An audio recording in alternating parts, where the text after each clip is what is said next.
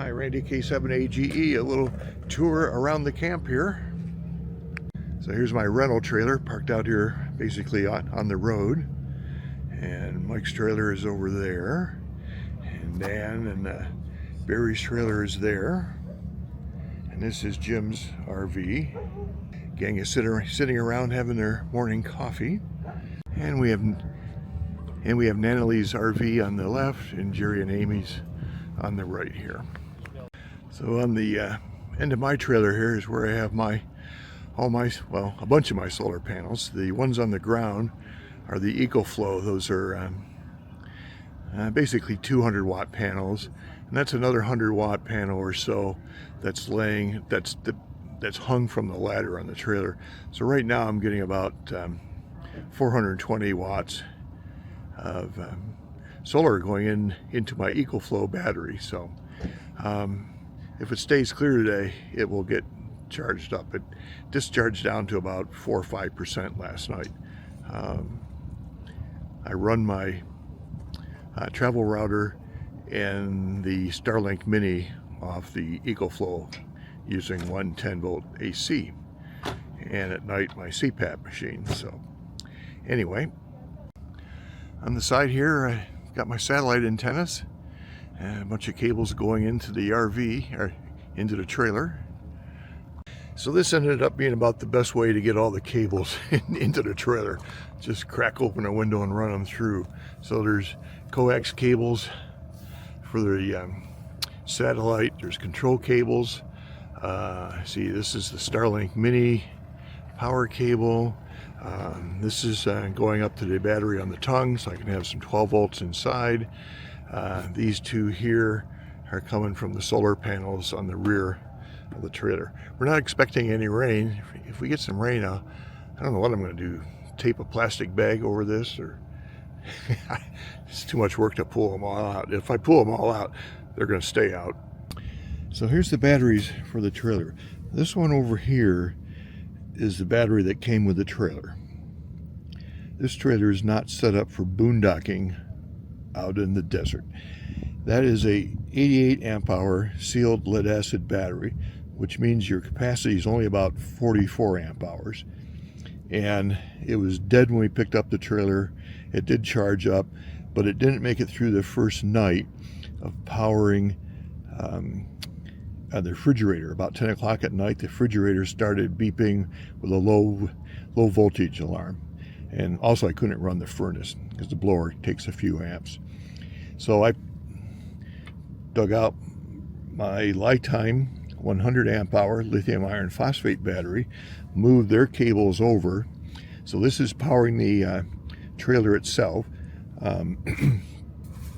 This will last the night, running the refrigerator and the furnace. It usually, if I'm at a full charge in the evening, it'll be about 50% capacity when I wake up in the morning. So the trailer has, I'm going to guess, about 100, maybe a little bit larger solar panel on the roof.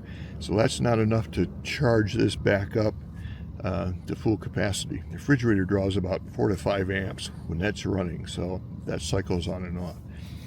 So I have my solar panels hooked up. I also have one of these little DC watt meters in line, and right now it's showing about 7.7 amps for my two 100 watt panels. The solar charge controller on the inside of the trailer will show it gets between 3 and 5-6 amps or so. So I think the last I checked, I was putting about 13 amps back into the lifetime. Have my Starlink Mini on the front here. Of course, I have a way to mount this on my trailer, and what I found here that worked pretty good is I just ran this PVC pipe through the frame here and a couple bungee cords, and it hasn't moved at all. And the Starlink's been very reliable, and it's nice to have. So over here I have two Renogy 100 watt portable solar panels, and they're the ones that are charging the lifetime battery on the front of the trailer, as well as the panel on the roof. And in the morning I put them on this side of the trailer, and in the afternoon I got to move them over to the other side. And underneath them, I have a couple Harbor Freight bags that I load up with rocks so the wind doesn't flip the panels over. So here's the inside of the trailer. As you come in the door, right over here, the sofa here, and I have all my radio and power stuff down here. We'll cover that in a second. Here's the kitchen area. There's that big DC refrigerator. And this has bunk beds in it, so this is where I store a lot of my stuff in there. And here's the bathroom and a little bathroom sink over here. Looking back the other way, here's the dinette. There's no slide out on this trailer. There's a little entryway here into the bedroom. So here's the bed. I got some shelves up here to store things. On the wall over here is the solar controller.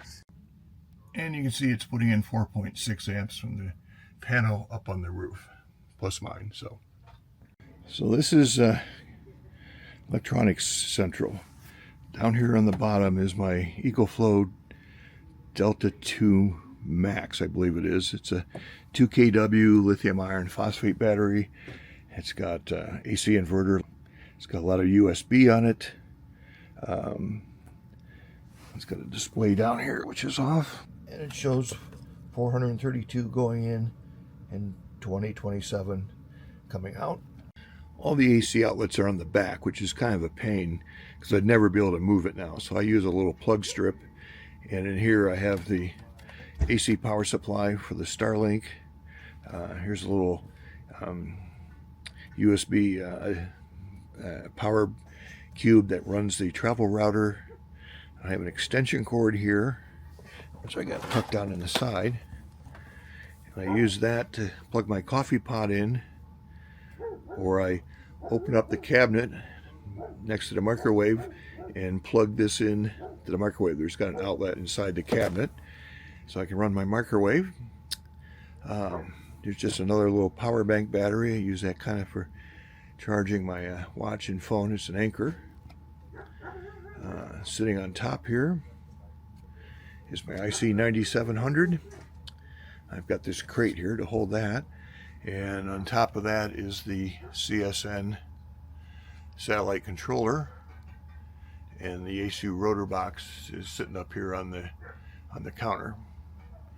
And again, the massive wires coming in here. It's all working. They call this wireless? I don't know. And I borrowed this 12 volt 50 amp hour battery from one of the guys here to run the radio. It'll run it forever since I only use it to try and do satellite contacts. So far I've done, I think, 3 ISS contacts. So I've been trying RS-44. I'll give it another try tonight. It'll be over. And up here on the little shelf over the window is where I have my Slate 7 travel router. So this makes a Wi-Fi connection to the Starlink. Then everything here connects to it. And I also have a guest network that other people here in the camp who don't have Starlink. There's 4 Starlinks here out of about half the people in our group have Starlinks. So lots of internet connectivity. So that's basically my setup here. Jim, Barry, and Dan all have HF set up. What I've done in the past using a 23 foot or longer wire fed into an ICOM AH4 tuner has become popular. So Barry has that running on his RV, and Mike has that running on his trailer. Mike was just talking to a friend of ours up in Auburn, California, north of Sacramento this morning on 40 meters. So, and Barry got his brand new 7300 Mark II about 2 days before we left for Quartzfest, so he brought that, and he's been playing with that and having a lot of fun. It seems to be working well for him, and he's happy with that. This is my satellite antenna here for tracking. It's the one I have at home. Basically, the tubes fit into the center piece here. Everything's color coded, so yellow, orange, purple. I have pins here to pin it in so the legs don't come out. The rotor assembly with one boom is all mounted together, so it slides in.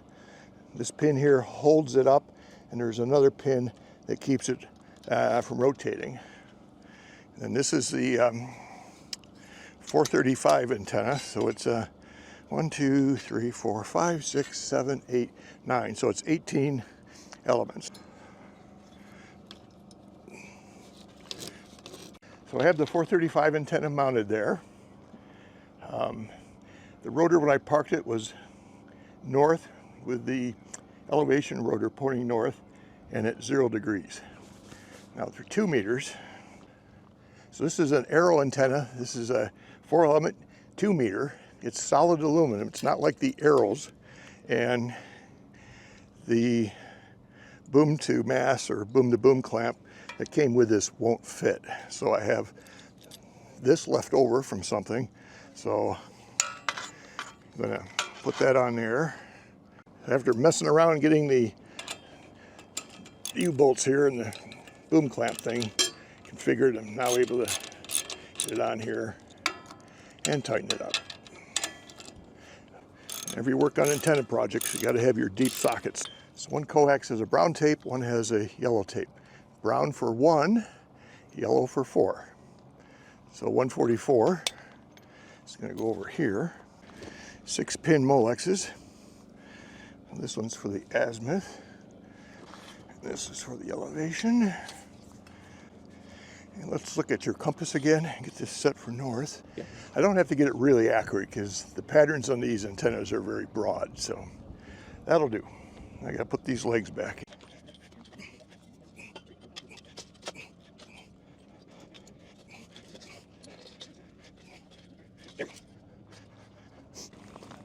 Ta-da!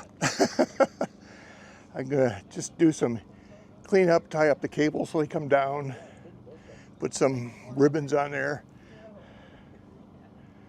and I think I'm done. Basically done. A lot of work to do inside to set everything else up. That's all.